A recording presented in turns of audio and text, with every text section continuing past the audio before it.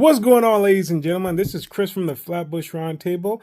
Now, I want to address something I saw online recently. Take a look. Look what's happening over there. Too fast, yeah. And they'll sit there and say, "Oh yeah, hateful content," and I'm like, "Wait, hold on one sec, bro. Hate speech is still free speech. Like, even though you might not like it, but hate speech is generally regarded as free speech." You hear that? And he's like, yeah, hate speech is in there too. So he's pushing the lines purposely and trying to get money out of it.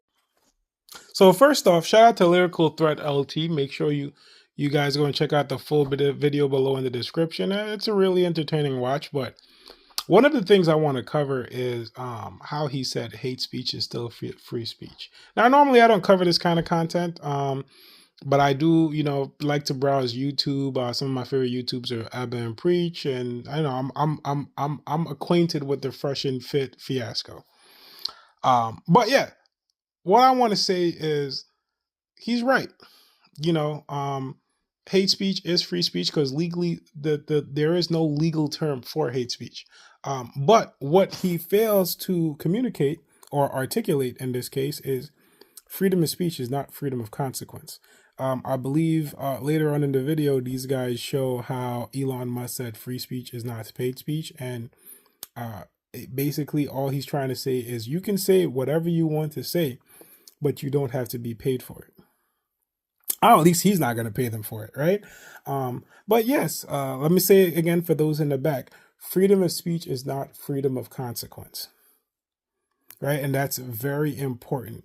I definitely encourage people, think about what you need to say before you say it, right? Because when you say things from an emotional standpoint, quite often it can put you in situations that you don't want to be in, right? Have you heard of defamation? Look at the Johnny Depp and Amber Heard trial. I'm sure everyone has heard of that. But yeah, like you wouldn't say out of pocket things at work, right? Especially if you're working in an office with your coworkers, you can't just say what you want. Just like how most people don't go walking around saying the N-word everywhere they go, right? Yeah, sure. In your group of friends, if you're comfortable, you want to be hood, 100%. But like, people need to think about things before they say it. And it's very important, especially if you want to communicate a certain message. Now, some messages cannot be communicated and easily, or they just probably won't have a safe space. And if you really want to really push a certain endeavor or push a certain theme, you have to be prepared for the backlash or essentially the consequences that come with it, right? I don't support, I'm just going to say it out there if in case anyone's wondering. No, I don't support Fresh and Fit. I don't support the things that he says.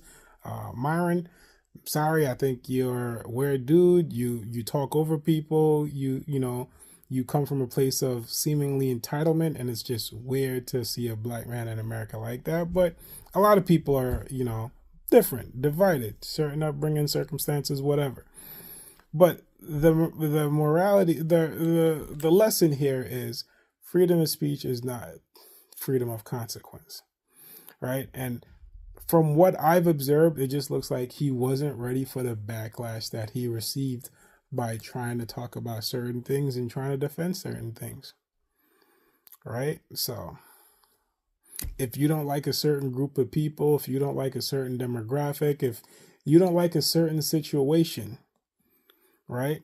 It's your right not to like it, 100%. But you have to also be prepared to face the result or the consequence of what would happen if you had to address the fact that you don't like it. There's a reason why when you get arrested by police officers, they tell you that you have a right to remain silent, because your words can incriminate yourself. Words can not only incite violence, they can make people do a lot of things that just they probably wouldn't fathom doing if they were in their right mind. That's why you have a lot of motivational speakers, right? Hey, they motivate you to wake up and do things in the morning, get ready for the day. Our favorite music gets us hype. Those are all words with a beat. Yes, I'm oversimplifying it, but that's the reality of it. Anyway, guys, that's it for the video. Don't want it to be too long. Don't forget to like and subscribe. And thanks for watching.